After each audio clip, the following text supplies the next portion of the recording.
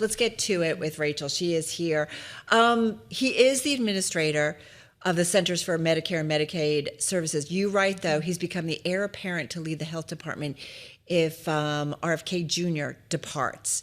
Tell us a little bit about what you found out. So I found that typically the CMS administrator really focuses on health insurance. They're running Medicare, Medicaid. It's a lot of money, and it's really technical programs. It's really wonky. Usually people don't pay a whole lot of attention to it. But because Dr. Oz is close to the president and he has forged a friendship with Secretary Kennedy, he gets brought into the room on big discussions that are happening about health policy, including on childhood vaccinations and, global health affairs it's really unusual. But I think it's not a high conflict exercise. It's really interesting how he operates. One thing and we should note that there's no indication that RFK Jr. is going to depart, and you make that point in the piece. Yes, no, not before the midterms is kind of the expectation. But there is this view in Washington that it's kind of surprising that he's lasted this long, right?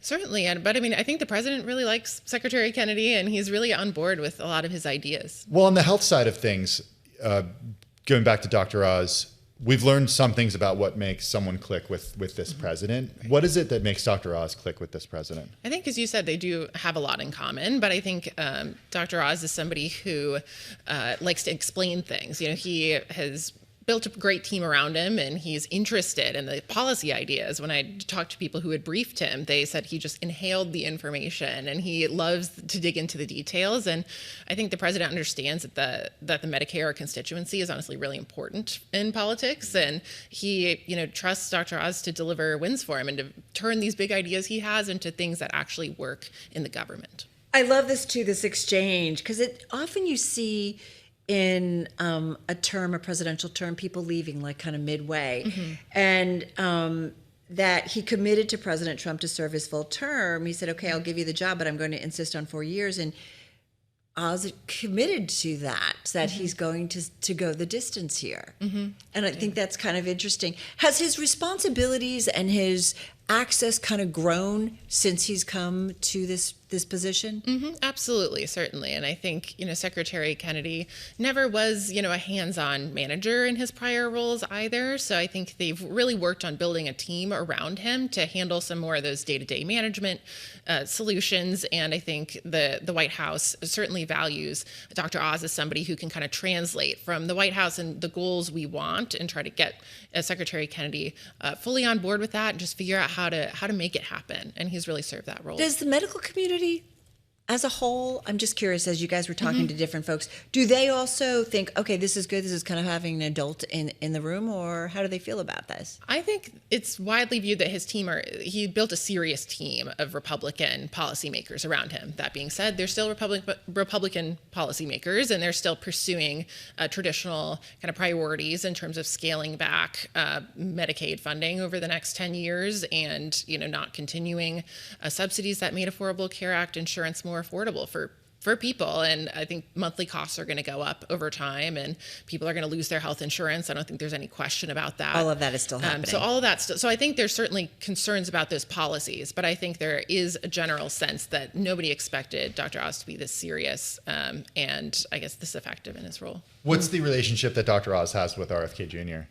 I think they're honestly friends, and I think both of them, it's striking. It's interesting because one of them is a trained medical doctor who mm-hmm. understands the science and peer review and mm-hmm. clinical trials, and the other one mm-hmm. comes from a place where critics argue that he doesn't necessarily see science in the way that it has been proven out in the medical establishment. Mm-hmm. No, I mean, the secretary understands, right?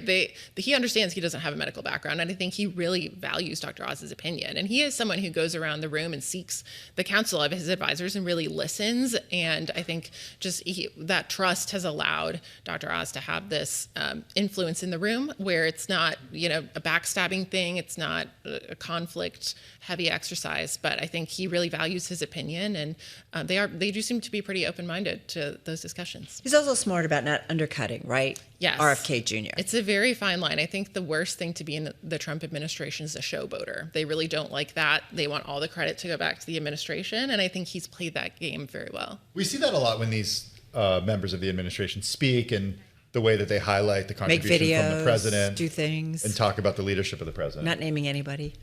But yet, no. Yeah. Listen, like, read the room, right? And Right. and I don't think that's also just specific to this president. I think in general, right? We see it also with like Past leaders administrations. of other countries too. Yeah, in the way and I that would say even they past defer to the administrations, president. right? Like you have to be careful about like kind of how you don't kind of show up your president and, Yeah. and the team.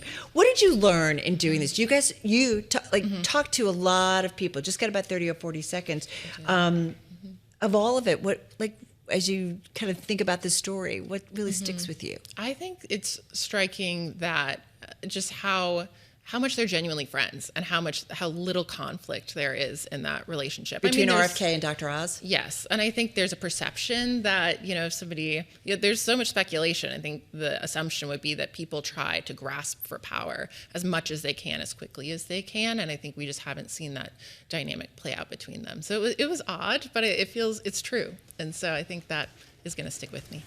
And I think it's safe to say that when he was named, two people were like scratching their head a little bit, but here he is, right? And certainly very involved. And certainly it sounds like a very trusted advisor to both RFK and to the president.